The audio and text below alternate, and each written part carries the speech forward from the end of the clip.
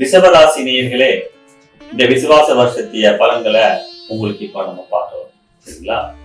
இப்ப ரிஷப ராசியில இருந்து குரு பகவான் 2ஆம் இடம் மிதுன ராசிக்கு போயிருக்கிறார். 2ஆம் இடங்கிறது நல்ல இடம், உங்களுக்கு நல்ல குரு பலம் நல்லா இருக்கு.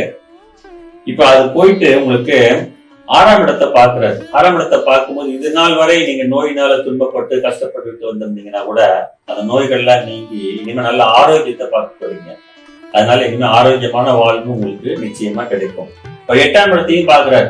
இப்ப 8ஆம் இடத்தையும் பார்க்கும்போது உங்களுக்கு இருந்த கெட்ட பெயர், இது நாள் வரல எதனா கெட்ட பெயர் இருந்து கஷ்டப்பட்டு இருந்தீங்கன்னா கூட அந்த கெட்ட பெயர் நீங்கி நல்ல புகழோட வரக்கூடிய தன்மைகளை அந்த குரு பகவான் கண்டிப்பா உங்களுக்கு கொடுப்பாரு. ஒரு 10ஆம் இடத்தை பார்க்கிறாரு. குரு 10 பார்க்கும்போது நல்ல யோகத்தை கொடுப்பாரு. நீங்க செய்கிற தொழில நல்ல முன்னேற்றத்தை கொடுப்பாரு. அப்படி நீங்க இல்ல வேலைக்கு போறீங்க அப்படின்னு சொன்னாக்கா வேலையில உங்களுக்கு நல்ல ஒரு ப்ரமோஷனோ இன்கிரிமெண்டோ நல்ல ஒரு பேரோ கிடைக்கிறதுக்கு குரு பகவான் வழி செய்து கொடுப்பாரு.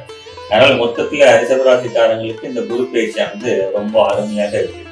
சனி பயிற்சி பலன்கள் சொல்லி பார்க்கும்போது 3ஆம் பார்வையை பார்க்கிறார். சனி பார்த்துட்டு அதே சமயத்துல 5ஆம் இடத்தையும் பார்க்கிறாரு. 8ஆம் இடத்தை குரு பார்க்கறதுனால எந்த ஒரு கஷ்டங்களும் வராது. உங்களுக்கு ராசியை பார்க்கறதுனால கொஞ்சம் சில பிரச்சனைகள் வரலாம்.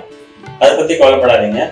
11ஆம் இடத்துல இருக்கக்கூடிய சனி பகவான் ராஜயோகத்தை தருவாரு அப்படின்னு ஒரு விதி இருக்கு. அதனால ரிஷபராசிக்காரங்களுக்கு இந்த குரு பயிற்சி, சனி பயிற்சி, ராகுகேது பயிற்சி எல்லா பயிற்சியுமே அனுகூலமா இருக்கு.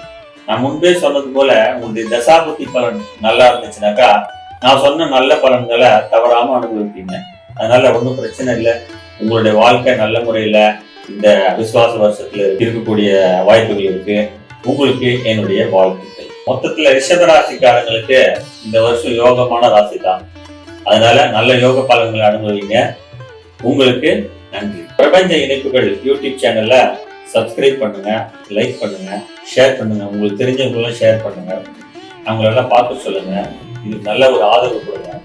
இப்போ உங்களுக்கு ஏதாவது இதுல உங்களுக்கு சந்தேகங்கள் இருந்தா கீழே கமெண்ட் செக்ஷன்ல நீங்க உங்களுடைய சந்தேகங்களை தெரிவிங்க.